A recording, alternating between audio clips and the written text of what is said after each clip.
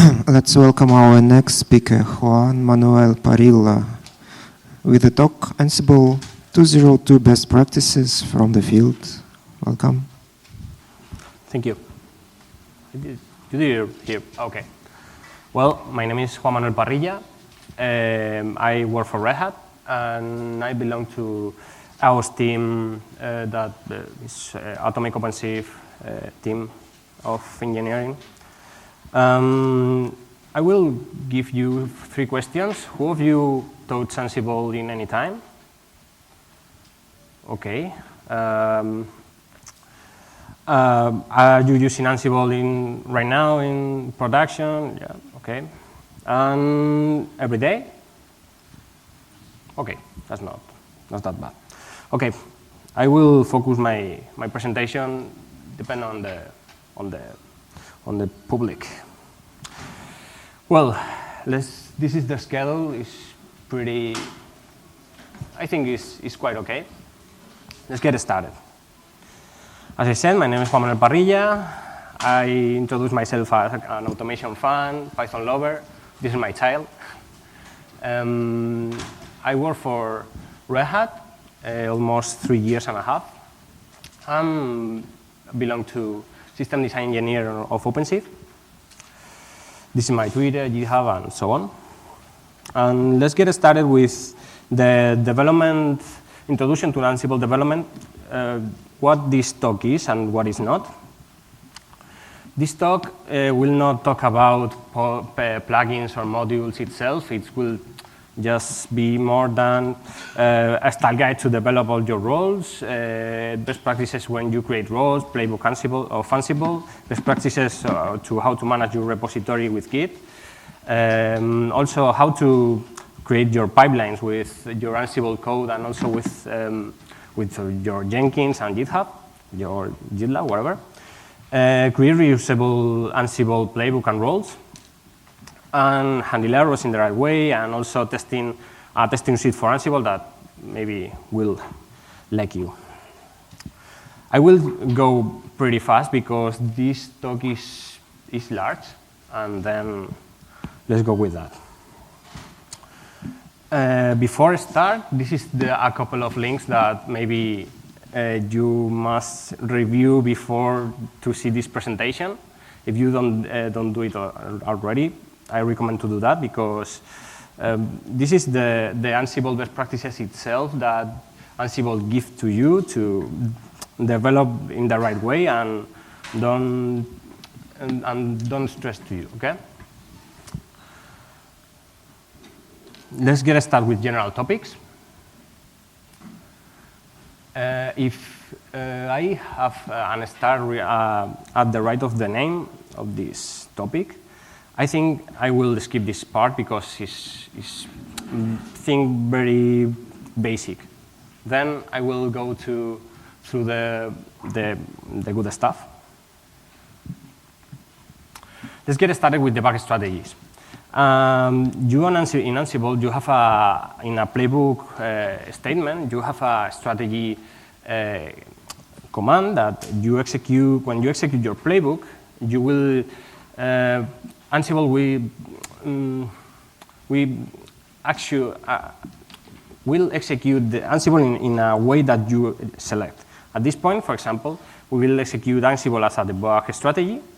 And when you get an error, you will enter in a CLI that you will see here. It's something like that. I think you see the error and you get all the commands that are in this screenshot are not documented, but here they are. You could perform some actions, for example, quit the debugger. You also continue the execution. If your playbook or your role didn't work as you expect, maybe you must review before continuing production. But if you put the debug strategy, you could change for example, if you have an undefined variable, you could redefine this variable on the fly and also continue the execution without stop the time execution on your servers. This is very, very useful to do it in development. I don't recommend to do it in production, but you could do it. The command P is just for print the values that you want to show. For example, you could print the result of the task to see what happens, or maybe the fact on one node that are you executing the playbook, or maybe, for example, see what contains a variable, as you see. And the last task could you perform is redo. Redo will execute the last task that failed, okay? And this is an example how you could redefine a variable that does not define. And as you see, assign to data variable a ground variable which is undefined.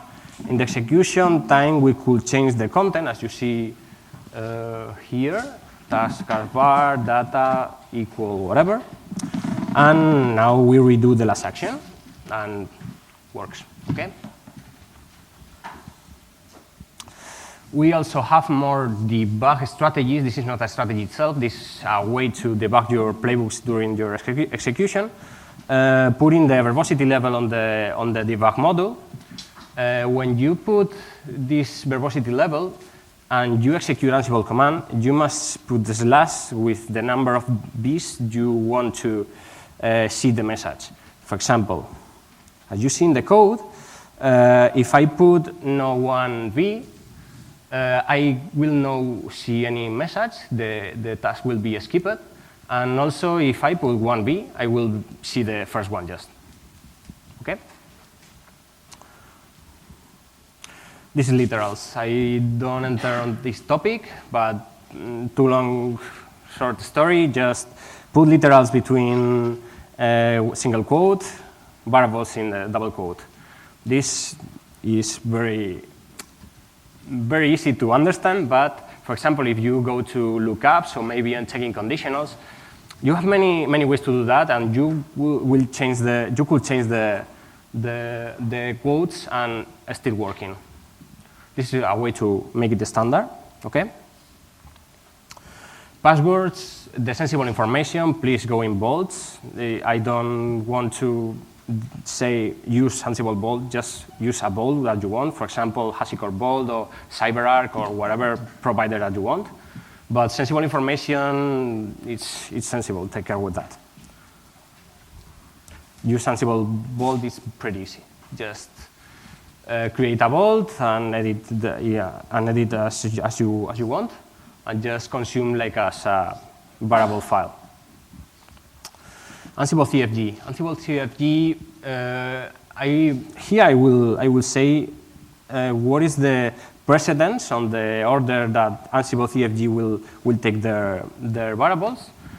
Also, which is the best way to do that. For example, I prefer to use Ansible in ANSIBLE-CFG in the local repository, because I think not all the repositories that you will have will have the same configuration, and I think this is the best way to do that.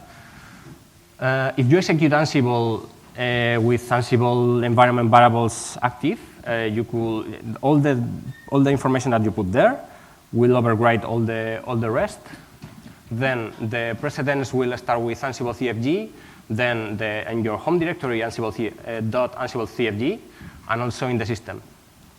I think I don't touch the system directory on the servers because it's not quite good to do it in production, but you could do it.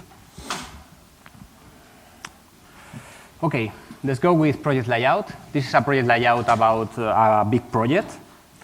This is a project that I perform in a customer, for example. I will just put some points that are necessary on a repository.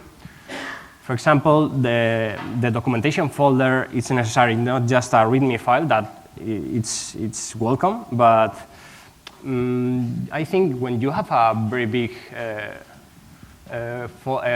repository, you need to document very well your variables, your scripts, all your roles, how to I think it's necessary to document all of them. Also, you could do it with auto-documentation. For example, you could use mkdocs or something like Sphinx, or maybe Ansible-Doc, but Ansible-Doc is not quite good. Then, for example, you have the group bars folder that is known by all of you. But for example, if you have non-related platform details, you could put it in another folder that is selected by you. This example is OSP bars talking about OpenStack.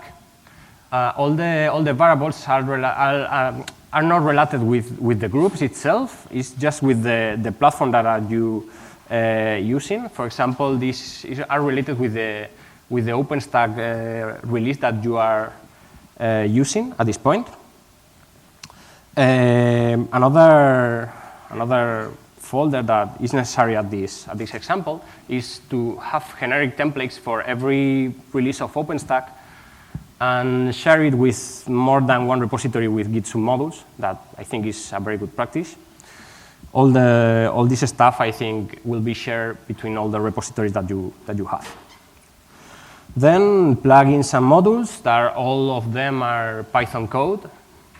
Then put it in a folder or on twice folder with library and plugins, and inside of it of plugins, callbacks, filters, and whatever you need. Then this could be shared as like the OSP variables between other repositories. The roles folder that it is. Also end-to-end test. This is not very common to put it here, but I think it's necessary to put the test in the root of a repository because it's necessary to have the end-to-end and also the test inside of every role that you have. Then all the secrets of bold files, or maybe the plugin to perform the lookup in your provider of bold. If you have a private repository, I recommend to put the bolts there. If not, if are a GitHub one, I recommend to use to maintain in another repository that are private and use it as GitHub submodule. This is the same, but in Okay. This is the same, but in a small project. I will not repeat myself, but just take a look. I will share all the presentation, demos, and so on at the end of the talk. Limit versus tags. This is a topic that I'm not very fan of tags. When I must use tags and when not. Depend on your inventory. If you really know how is your infrastructure, just maybe more than 50 nodes, I recommend, if you will attack all them, I recommend to use limit to delimit the actions on every node, and all the gather facts will go faster. If you go through tags, all the gather facting will go through all your infrastructure. If you're working, for example, with a cloud, this is not very common to use tags, but you could do it, but it will take zillions of years to take all the facts to the server. And yeah, that's my recommendation. If you have more than 50, this 50, 40, whatever, go with limit. If you have less than 50, use tags. Callbacks. Callbacks are one of my favorite topic on Ansible. I think it's one of the necessary one to extend Ansible as it is. A callback is a plugin that you execute when events occurs. For example, if you execute a task in another whatever,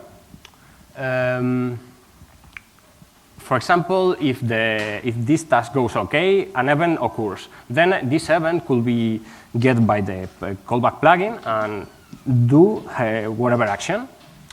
I will show you up one callback that I do that I used to use on my customers that get the top 10 in slower terms about whole Ansible execution. It takes, this is not the original one of Ansible that Ansible provides. This just put the last at the end of the execution all the 10 slower tasks and say you, for example, what is the bottleneck on your infrastructure or maybe on your code. The code is pretty simple. It's quite fine, and just get the top 10 and print at the end of the playbook execution. To configure this plugin or wherever you want, just uncomment the callback plugins, configure on your Ansible-CFG, and just if you have more than one and you don't want to be executed at the same time more than one, just put the whitelist, a callback whitelist, and select the name of that your callback has the name, and so on. Let's go with serial or not. Yeah, serial. Serial, I think, is one of the nodes of these features of Ansible, but it's not many used by the people. Serial just will get a number of nodes to be executed in parallel. And if you are talking with an infrastructure that are more than maybe 500 nodes, if you use Ansible playbooks on that infrastructure at the same time, I think you will broke all the platform at the same time. If you put serial at percentages, if you broke something, you broke the 10% of that. Then I think it's better than that. And just put it in serial, an array that contains the percentage and just the percentage symbol. Okay. I will continue because I don't have many time, and after that I will go through the questions. Okay. Git.cm just. This is the model that I follow when I develop with a team, maybe more than 4 people. And I have 2 branches, master and develop, that ones are, which one are immutable. They have not pushes to those branches. And just get some branches getting from develop, call feature, bug fix, release, whatever, and so on. Just put our pushes on this feature and bug fix branches and get merged to the immutable ones.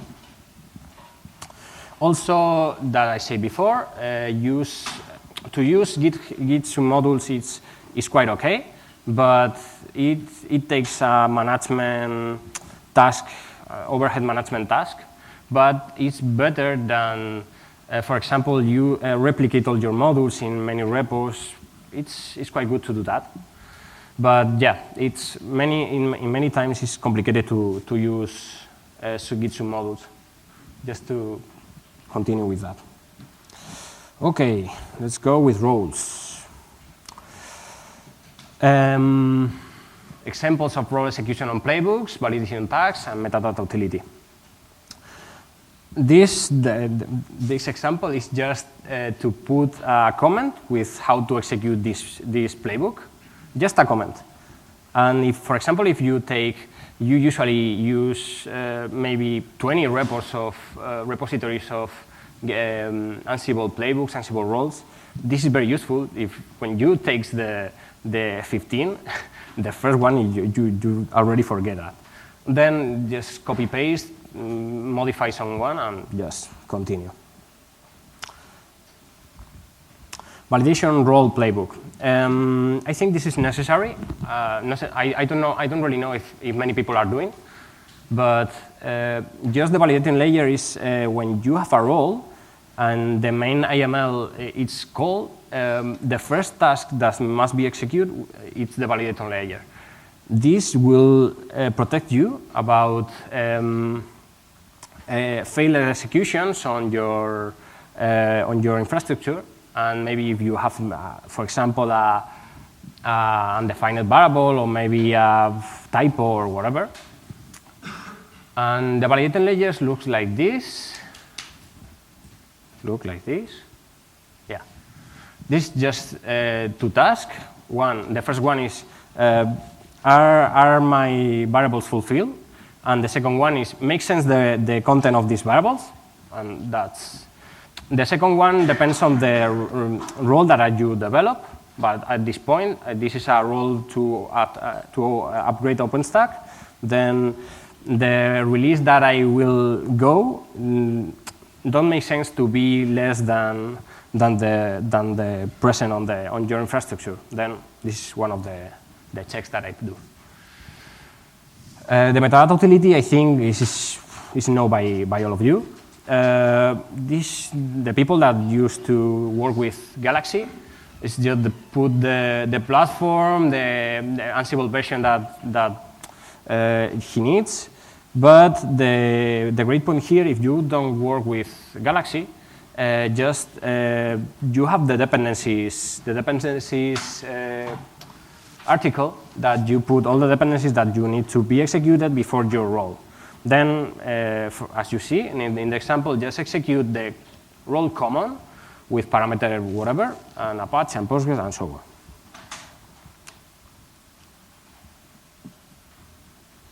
Okay, let's go with tasks. We'll talk about dynamic includes, task naming, block rescue always, and shell and command.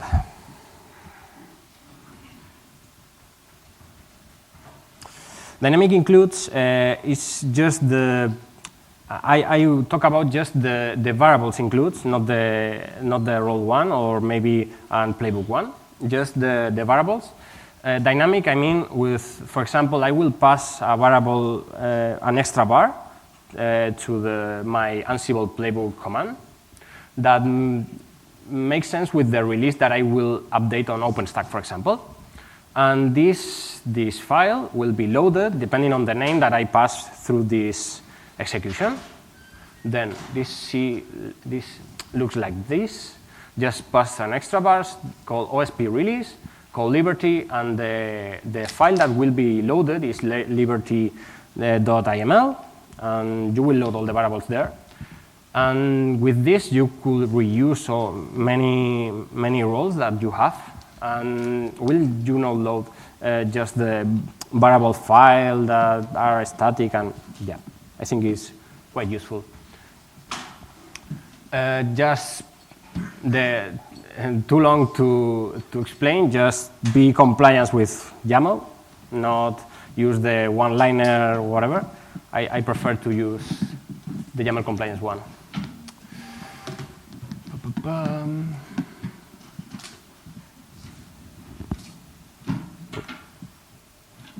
Task naming.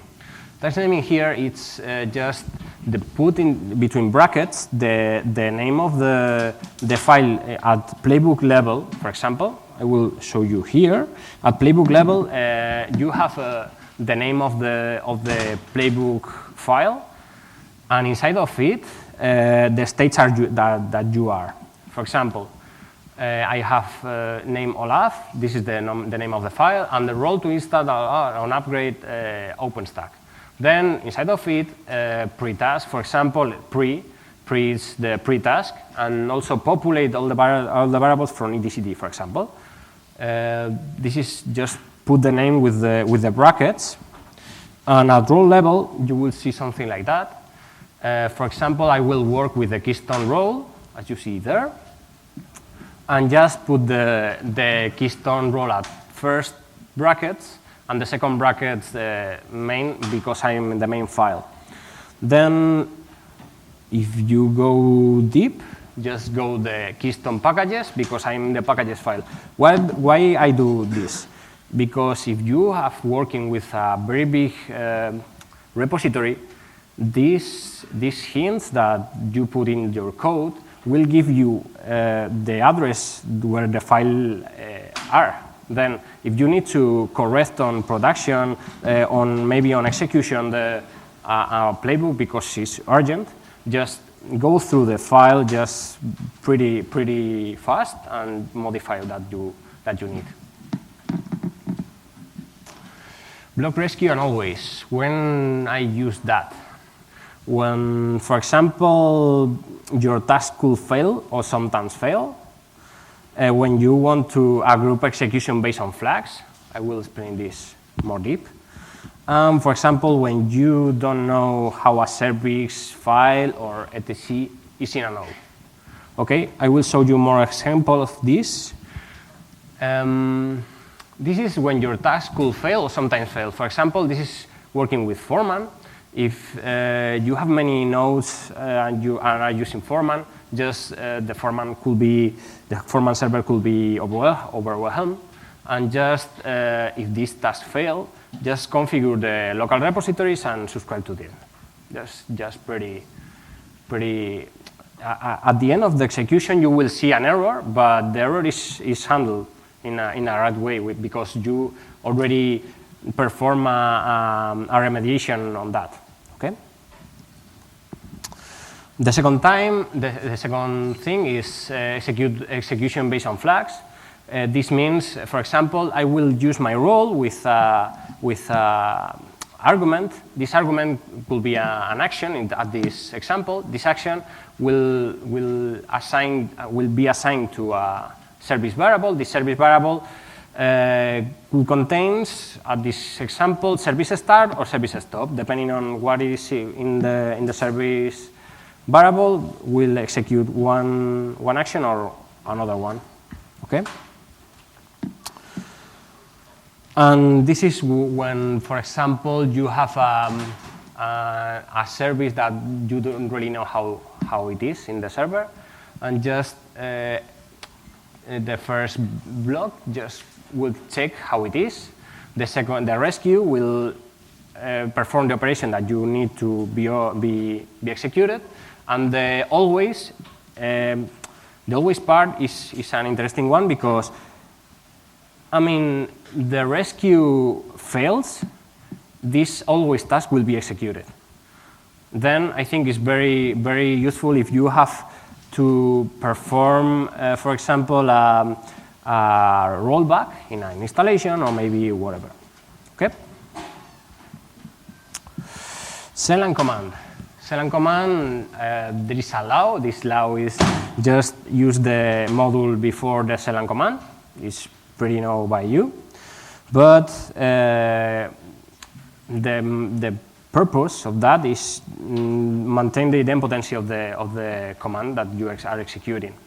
Then the command or shell that are you executing must be done with idempotency. To do that, you have many utils to aggregate to the module, and seems like this. For example, this will execute a command, and when this command it's executed, will create a file. This file will be on your whatever path, and if this file exists, this task will not be executed. Then I think it's a good way to maintain the idempotency, and the task will not appear as a changed one. Will appear as OK. This is another one. I think this is one of my favorites. You could register the response when it be executed. This module is executed, and when response return code is like 0, is the chance that it will be changed, and then fail when wherever. This will maintain your idempotency at the end of the playbook on the resume that give you Ansible, and yeah. And this is with, for example, loops. This is not the usual loop with items. There's just a check. This check will be executed 12 times, and the delay between these retries will be the 10 seconds. Until the this example is PCS status appears in result is TD out. I think it's very, very useful to retry your action and just ensure that you have making the things in the right way. Okay. Let's go with variables. Variables, I will show you how to use variables as code flags, standardizing type of variables, kind of variables, and also etcd. I will skip this part. Okay, using variables flags is pretty easy. This means to execute a task when a variable is fulfilled with the content that I expect to be in the variable. Then when I execute a module in the way that I want, as an example, I will get two default variables that are by default to false. And then if I want to activate that, just pass an extra bars with for example, rewrite to true, and just be executed. The flow of your role will be executed in another way. And to manage this flow, just put the between when statement and just validate the bool as it is. For if you put whatever variable is true, this will check just the string, not the boolean itself. Then if you put that, it will be validate the boolean itself. Okay.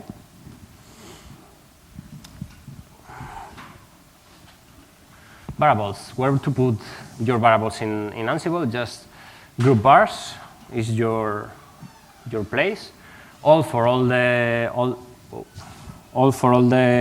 bars that make sense to be to affect all your infrastructure. For your group name, whatever group name you need for this group. Host bars, this is not many use, but you could use it. Role bars main, all the roles that are related with variables, and default one. Just I don't really use this default one. Then extra bars and include bars. Extra bars, I think, is the first on precedence. If you put extra bars in your Ansible command execution, just will precedence over the other ones, and include bars to just load the file that you want. And this is the precedence. It starts, the first precedence will be extra bars and goes up, okay? etcd, this is just, I usually use etcd to get all the variables inside of this server to maintain the reliability between playbook executions. For example, if I must to execute 10 times Ansible playbooks, then this will be useful to maintain in which step am I, for example, what is the state of my whatever upgrade, or this is just to maintain the reliability between them. And the lookup and the module are there. It's working on the regarding to the V2 of etcd. V3 is not supported yet. And this is an example of assignation of variables between the variables. Okay. Ansible role testing. I think I'm going pretty good on time. Ansible role testing is not a very used topic, but in my opinion, I think when you write code, you must test all the things that you writing. Then let's get started with Molecule.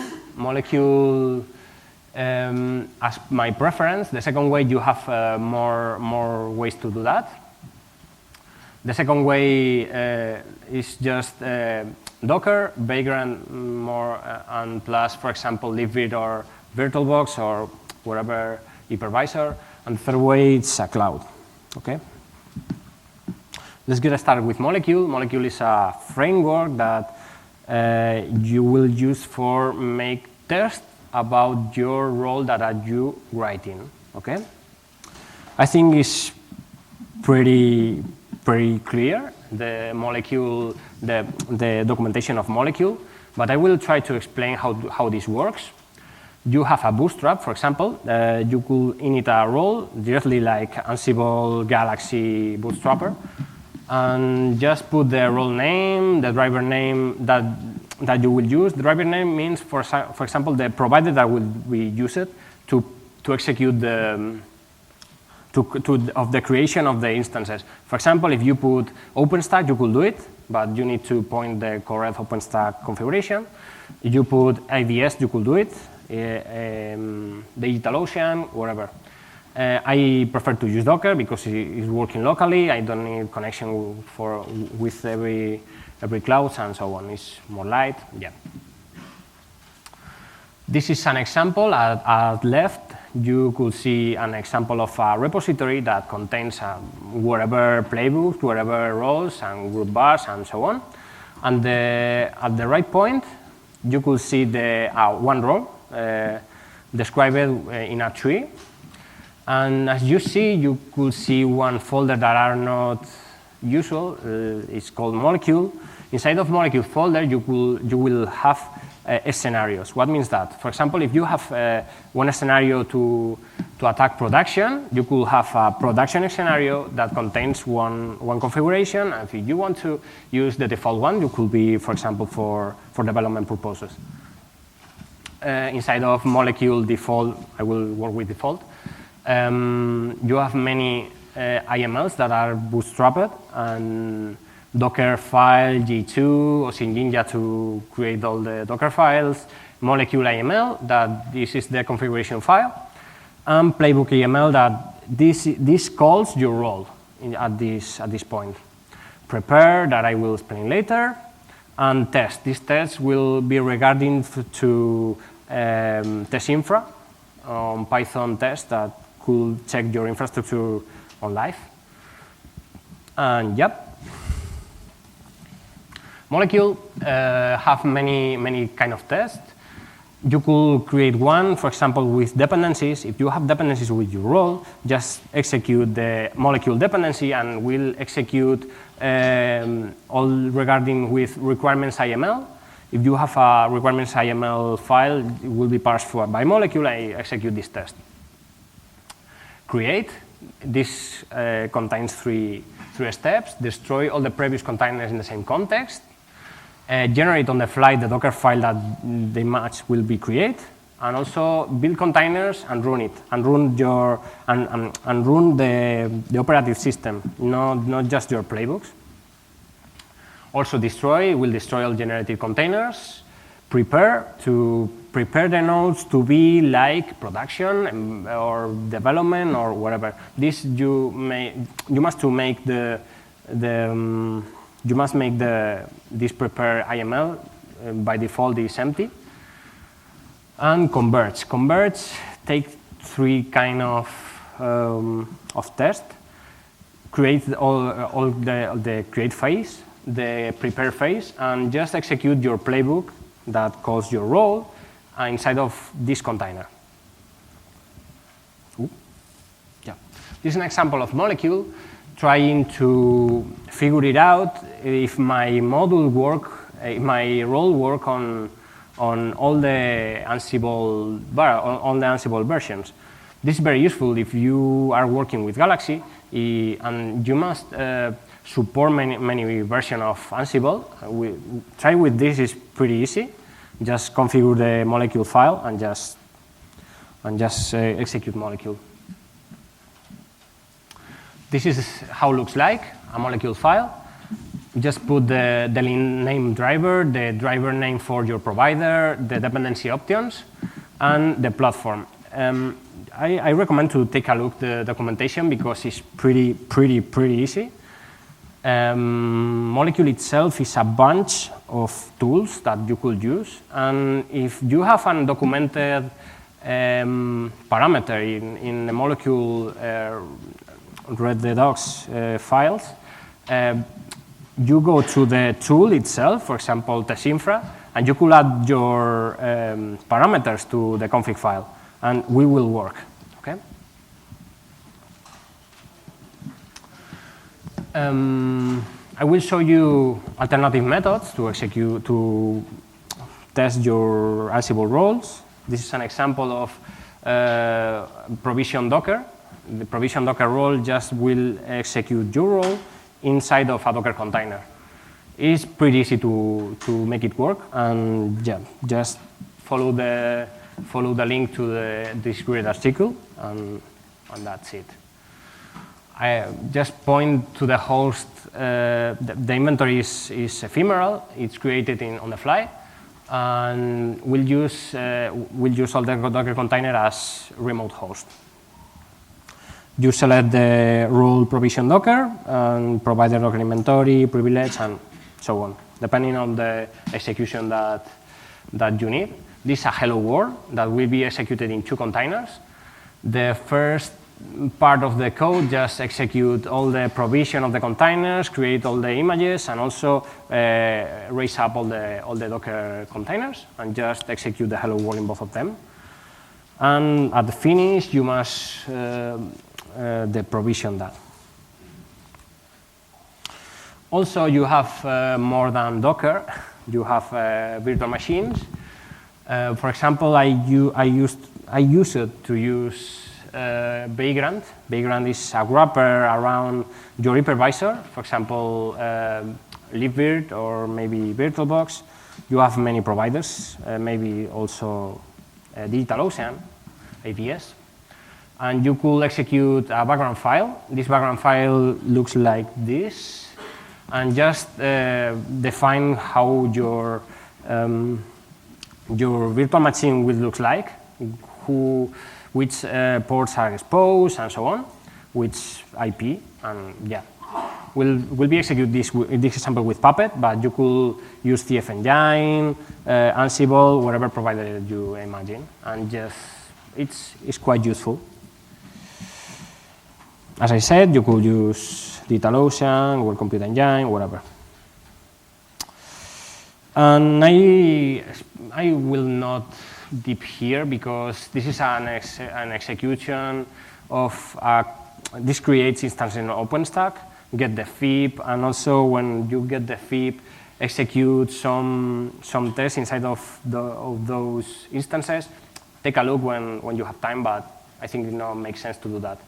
This code will just execute all the stuff to raise up instances and get the FIP and ping between them. All of them are in separated VLANs. ANSIBLE-LINT. ANSIBLE-LINT is a tool that, for example, have a molecule, and this lint could perform some checks about the code that you write. These checks is to ensure that you have that you or your team are write the code as you want. What means that? For example, this example shows this rule will raise up when shell or command will contains the chown command. This will get an error that you are using a command or shell module with a chown literal inside of it. Then it's a bad practice, and this will be raise an error. This one is one of that I do. For example, to ensure that when I perform X-managed DB sync, for example, neutron managed DB sync, and instead of OpenStack DB service or whatever, OpenStack DB service is the next.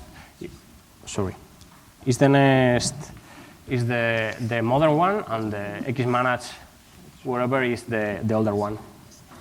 And it's pretty easy to create a rule, and yeah, I recommend to use it. This is how it looks like. Just execute ANSIBLE-LINT, the folder where are your Ansible rules stored, and just execute your playbook.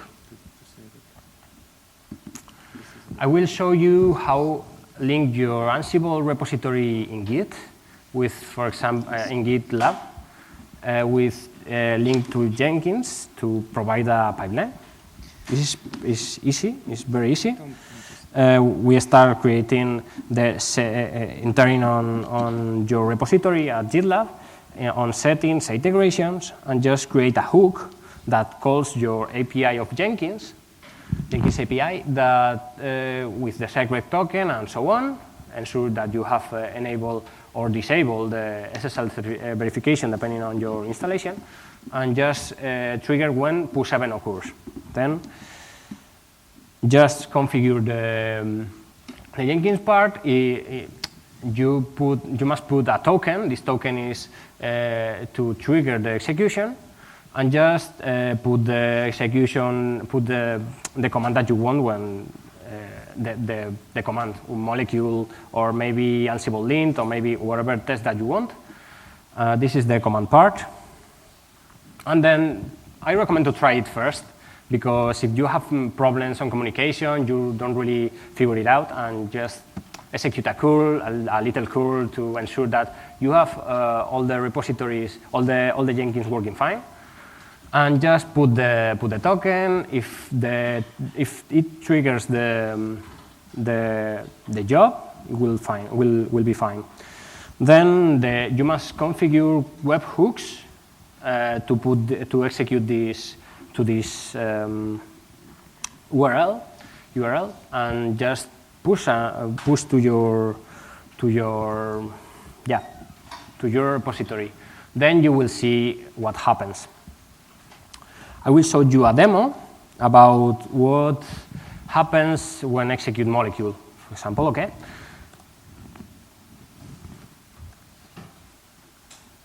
To avoid the demo effect, I have it here. Let me move it to the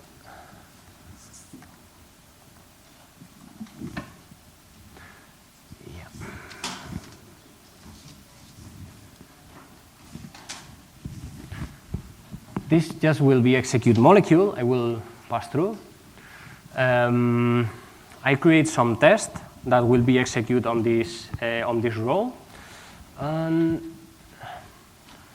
as you see, this role just modifies some parameters on the kernel, but this is avoided to execute on Docker containers. It's usual. Configure HA proxy, keep alive D, and yeah. Let's start loading the virtual environment. I will just load the virtual environment of molecule to have the executable on my path. And yeah, just execute molecule test. We'll start execution. Yeah. At first, you will see which steps will be passed through, and what happens in any one. Just for example, we don't have any dependency test, then we'll skip this part. Rise up all the containers. I will go back. Juan, we have 5 minutes left. Yeah, as you see, you could see all the. At this example, this is a managed IQ load balancer. I check that all the stuff are okay. Also, you see that the callbacks are allowed in this execution. Then we'll show you up what is the performance on your role. After that, we'll execute all the lints, YAML, Flake 8, and ANSIBLE-LINT. And then we'll execute all the test infra thing. And after that, destroy the scenario to keep it clean. Okay. Let's continue.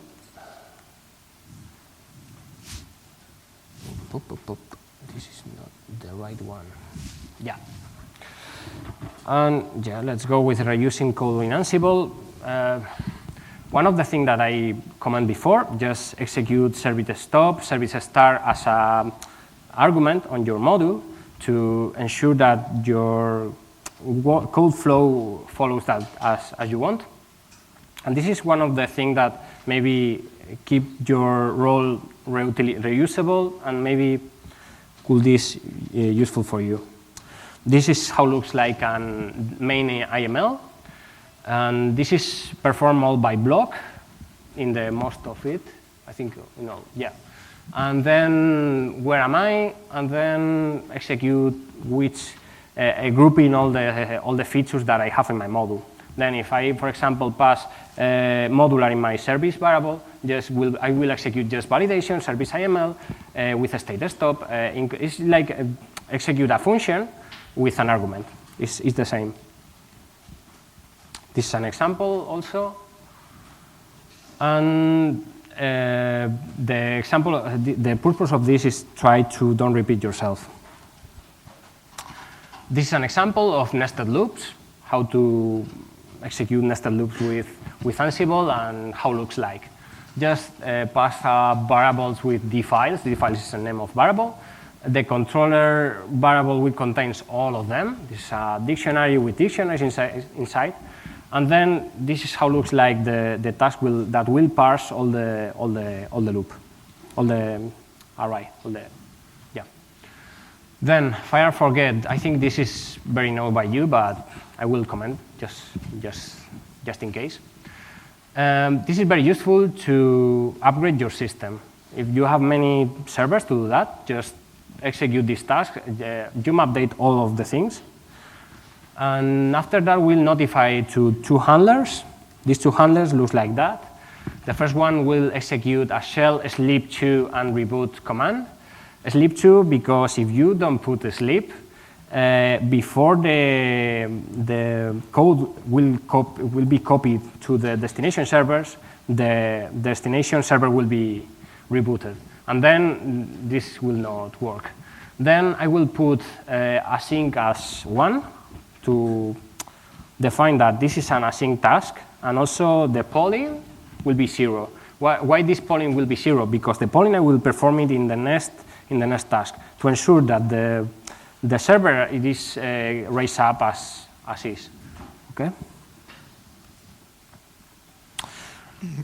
I'd really switch to questions because we are almost out of time. Questions.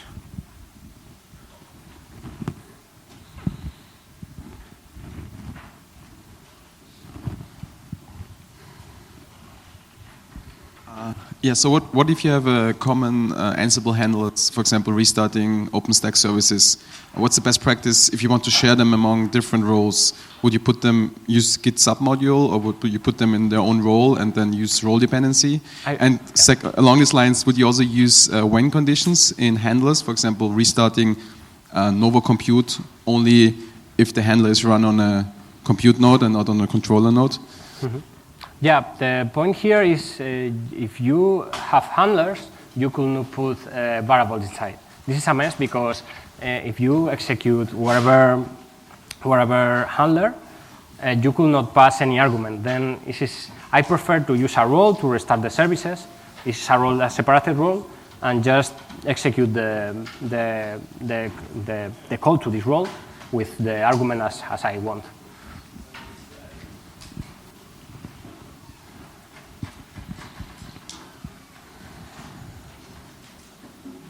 We have time for one more question.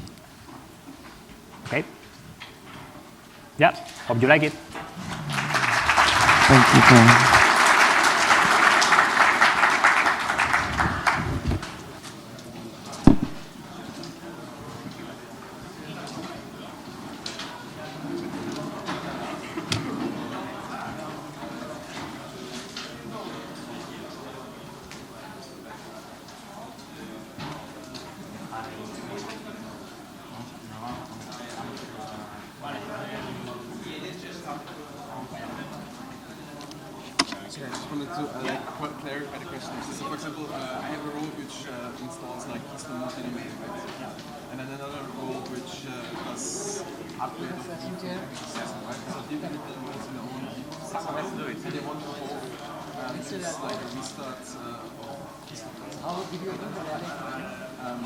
Some of them. I mostly watched what I did is I put them all in their own role, and then I did I was I think for the domain or for one of the tasks I have to apply doing some of the controller putting notes because for example they change both the figure out like what's the current depending actually on which